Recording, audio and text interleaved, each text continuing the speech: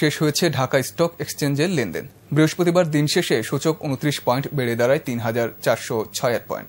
সাধারণ সূচক ৩৬ পয়েন্ট বেড়ে দাঁড়ায় ৩,৫০৫।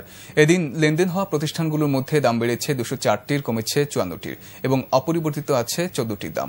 লেনদেন হয়েছে মোট ১৭২ কোটি টাকার শেয়ার ও মিউচুয়াল ফান্ড। দেশের বাইরের সংবাদ।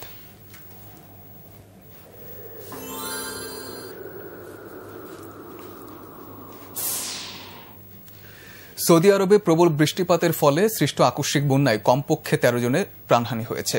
নিখোঁজ হয়েছে আরও ৪ জন। রাষ্ট্রায়ত্ত সংবাদ সংস্থা জানায়, রাজধানী রিয়াদ, বাহা, হায়েল সহ দেশের পশ্চিমাঞ্চল এলাকাগুলিতে এসব প্রাণহানি ঘটেছে। গত ২৫ বছরের মধ্যে দেশটিতে এটি সবচেয়ে বেশি বৃষ্টিপাতের ঘটনা। এর আগে ২০১১ সালে পশ্চিমাঞ্চলীয় জেদ্দা নগরীতে বন্যায় ১০ জনের প্রাণহানি ঘটে। ২০০৯ সালেও জেদ্দায় প্রাণহানি ঘটেছিল ১২৩ জনের। এদিকে সার্স গোত্রের নতুন প্রাণঘাতী ভাইরাসের সংক্রমণে কমপক্ষে ৫ জন মারা গেছে বলে জানিয়েছে সৌদি স্বাস্থ্য মন্ত্রণালয়। দেশটির পূর্বাঞ্চলীয় প্রদেশ আল আহসায় এই ভাইরাসে আক্রান্ত আরও ২ ব্যক্তিকে নিবিড় পরিচর্যা কেন্দ্রে রাখা হয়েছে।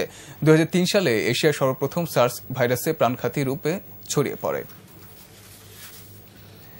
সংবাদের একেবারে শেষ প্রান্তে আমরা যাওয়ার আগে সুমনা হাউজিং সংবাদ শিরোনামগুলো আরেকবার।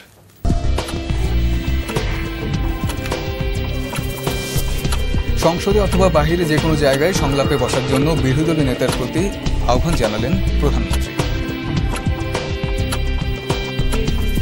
তত্ত্বাবধায়ক সরকারের দাবি মেনে আনুষ্ঠানিক প্রস্তাব দেওয়া হলে সংলাপে যাবে বিএনপি, সাংবাদিক সম্মেলনের শামসুজ্জামান টুটু। নিখোঁজ লাশের জন্য রানা প্লাজার সামনে অপেক্ষায় শত শত মানুষ, লাশ নিয়ে বাড়ি ফিরতে চায় স্বজনরা। আব্বাস, নোমান সহ বিএনপির ৬ নেতার জামিন, তবে এখনই মুক্তি পাচ্ছেন না রিজভী ও আমান।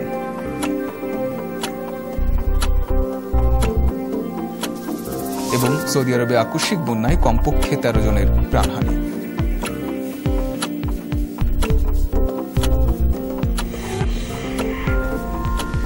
আমাদের পরবর্তী সংবাদ দেখার আমন্ত্রণ জানিয়ে এখনকার মতো বিদায় নিচ্ছি।